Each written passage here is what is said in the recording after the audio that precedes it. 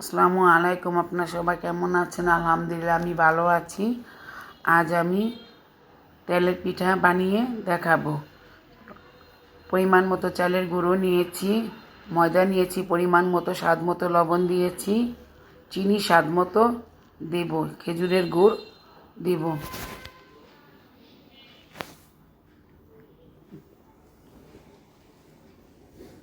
গুড় দিয়ে একটু মাখিয়ে নেব।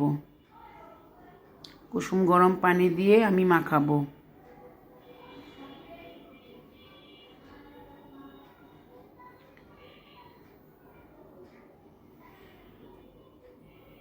দশ মিনিট এভাবে মাখাতে হবে।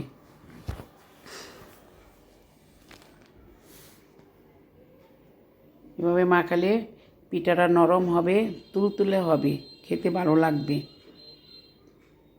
আবার পানি দিয়ে ভালো করে মিশ্রণটা আমি তৈরি করব। তো আমার মিশ্রণটা হয়ে গিয়েছে পিঠার। এখন আমি তেল বসিয়ে দিয়েছি চুলাতে। এখন আমি পিঠা দিয়ে দিব।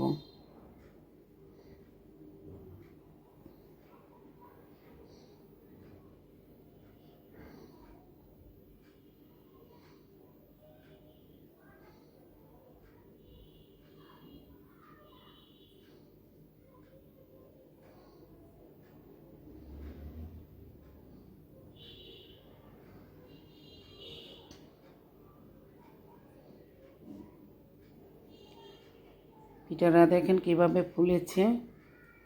এভাবে পিঠা বানালে খুব নরম থাকে, খেতে ভালো লাগে। তো আমার পিঠা বানানো প্রায় শেষ। এখন আমি পরিবেশন করে নিব। যদি ভালো লাগে কমেন্টে জানাবেন, পাশে থাকবেন। আল্লাহ হাফেজ।